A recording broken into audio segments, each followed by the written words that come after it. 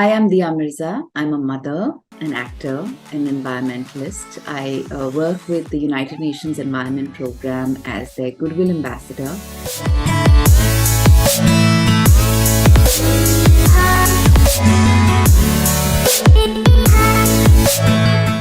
I grew up in Hyderabad amidst, hills and rocks and streams and climbing trees and interacting with nature every single day. I was lucky enough to live in a home that had large gardens, and I watched my mother gardening.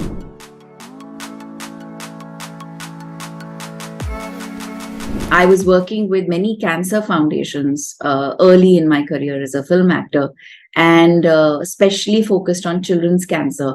And all of the doctors would tell me that a very big percentage of cancer in children and, of course, everyone else is caused by pollution, environmental pollution, whether it's the pollution of food through pesticides and chemicals, or it's the pollution of our soil, our air, our water.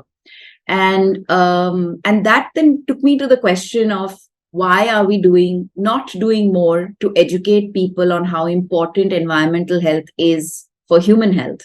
And then, of course, I think what working with conservation programs, with wildlife foundations, and the agencies that I've eventually started working with, is that I've also come to realize that there is a very big gap between the science and civil society that, and now because of the work that we are doing as ambassadors, the IPCC report is becoming accessible to students across the world and civil society. And that is bringing awareness, and that is then leading to innovation and change. So I think it just started with saying there is a gap.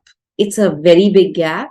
And we need to start filling that gap very quickly as communicators, and especially as people in the public space. We must take the science, the conservation, and the good that is happening for protection of environment and the urgency to ensure that we, restore the health of the planet to people. That's where it all started.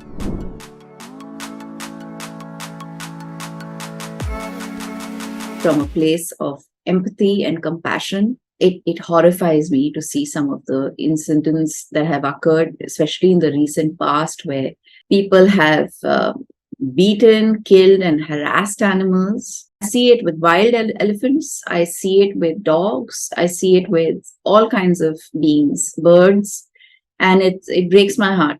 That it's something that reminds us that empathy is not present in equal measure in us all, and it needs to be taught. It exists in us, but it needs to be kindled. The spirit of empathy needs to be kindled. So empathy needs to be taught.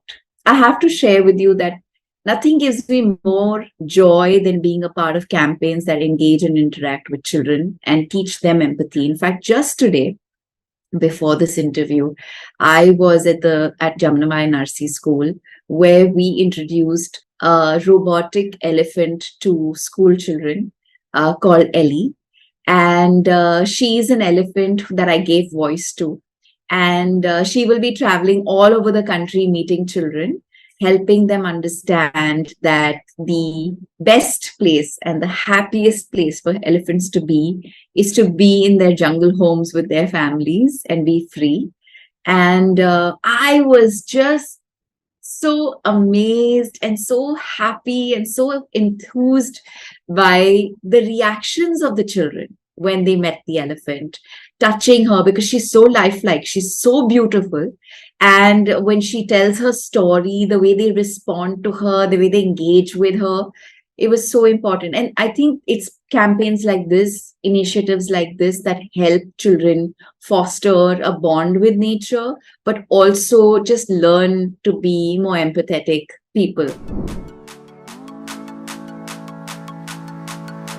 Children empower society when they have access to good education. And I am so grateful to all the programs that are being led by the youth of this country, across the country, through their fellowship programs or through their volunteer programs, where they're actually engaging with the grassroots, they're engaging with marginalized communities. They're working with children who live in street situations, who are and empowering them and making a difference. And I really think that that's when true change can occur. Of course, bigger change will occur when governments act more proactively.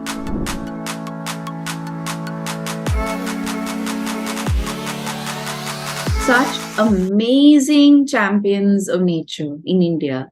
Young people who are innovating the most fantastic. I mean, that Arpit Dhupar, who's using farm stubble, agricultural stubble to make packaging. So those who have the conscience and who want to make the switch are making the switch. But the fact of the matter is that this needs to happen by the MNCs, the large scale industries that are the maximum polluters, right? So those people who are sending us shampoo and soaps in those small sachets, who are using multi-layer packaging that cannot be recycled. Beat plastic pollution is extremely important to me. The couple who has founded this amazing organization, I've worked very closely with them over the years.